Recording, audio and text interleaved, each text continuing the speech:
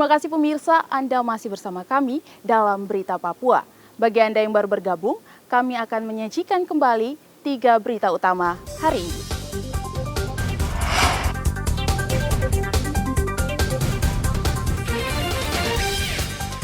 Diduga kesal karena dihukum, seorang tentara di Merauke menganiaya atasannya hingga tewas. 15 anak buah kapal Setia Makmur belum ditemukan, tim SAR terkendala cuaca buruk. Ratusan warga hadang prajurit yang akan pulang ke daerah asal setelah bertugas 1 tahun di Lani Jaya.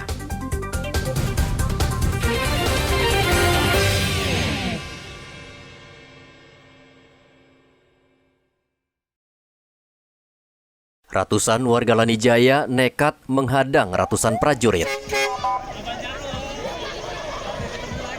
Namun bukan karena emosi, tetapi terharu karena harus rela melepas prajurit dari Satuan Tugas Pengamanan Daerah Rawan Yonif 412 Barata Eka Sakti yang telah purna tugas menjaga keamanan di daerah Pegunungan Tengah Papua. Mereka menangis dan memeluk seolah tidak ingin melepaskan para prajurit ini saat berpamitan setelah setahun bertugas di wilayah rawan konflik tersebut.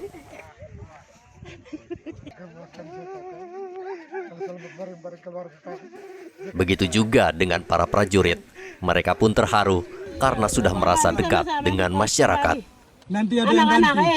Nanti ada yang ganti, Mama. Yo, ganti datang itu pikiran lain. Tidak, dia baik juga kayak kita. Kalau orang sini bilang komandan besar, saya sangat terharu dengan masyarakat datang ke sini bilang mau perpisahan dengan kita.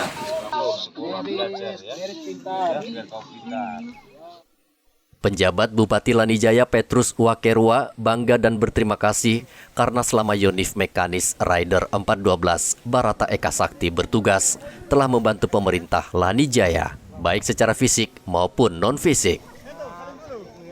Terjun di tengah-tengah masyarakat Kabupaten Lani Jaya bersama pemerintah Kabupaten Lani Jaya dan masyarakat Kabupaten Lani Jaya melakukan langkah-langkah positif baik dari bidang pendidikan, kesehatan, pemerintahan, dan kemasyarakatan. Kami atas nama pemerintah dan masyarakat Kabupaten Lani Jaya menyampaikan terima kasih yang setinggi-tingginya.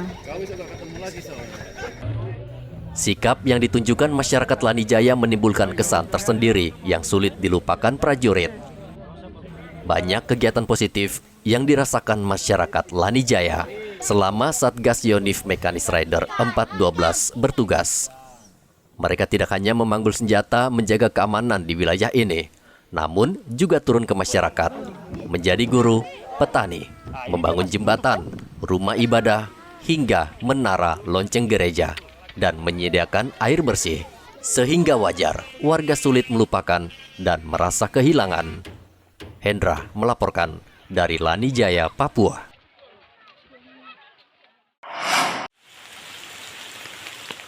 Seperti tahun-tahun sebelumnya, Dinas Peternakan Merauke kembali akan memotong hewan kurban di rumah pemotongan hewan. Kebijakan ini diberlakukan bagi seluruh umat Islam yang hendak memotong hewan kurban. Kepala Dinas Peternakan Merauke mengatakan saat ini sudah terdaftar 85 ekor hewan yang akan dipotong di RPH, dan jumlah ini kemungkinan akan terus bertambah. Ini sebanyak 300 ekor, untuk sapi dan kambing sebanyak 8 ekor. Itu sudah didistribusikan. Sementara untuk Kabupaten Merauke sendiri yang sudah mendaftar pada dinas kami yang akan nanti disembelih di rumah potong hewan ruminansia sebanyak 85 ekor. Kami masih membuka, dalam arti mungkin pengkurban masih mau mendaftar karena kami memberi waktu 3 hari. Pada hari H+1 dan H+3. Itu gratis ya, Bu? Gratis, jadi memang tidak ada pungutan sama sekali karena ini memang untuk Hari Raya Kurban kami khususkan untuk acara ini. Ibu, berapa tenaga yang disiapkan untuk di rumah potong hewan ini, Bu? Kami terkait tenaga, kami seluruh aparat yang ada di Dinas Ketahanan Pangan, Peternakan dan Kesehatan Hewan, dan kami juga dibantu oleh mahasiswa dari Politeknik Yasanto dan juga mahasiswa dari Musamus untuk terlibat dalam memberikan pelayanan. Ibu, lalu bagaimana mereka umat Islam yang mau potong di luar daripada RPH itu, apa diberikan izin, Ibu? Ya, jadi di luar RPH pada masjid-masjid kami juga kemarin sudah dalam kegiatan BIMTEK kami untuk menyiapkan juleha, juru sembelih hewan halal. Jadi kami juga mempersiapkan dan kami juga ada tim yang nanti kami tempatkan di masjid-masjid terkait memeriksa kesehatan hewan terlebih dahulu sebelum ternak tersebut disembelih, seperti itu. Dinas Peternakan Merauke akan melibatkan ratusan warga baik dari Dinas Peternakan sendiri maupun dari mahasiswa Musamus serta Politeknik Yasanto agar proses pemotongan berjalan lancar dan aman. Muhammad Ridwan melaporkan dari Merauke, Papua.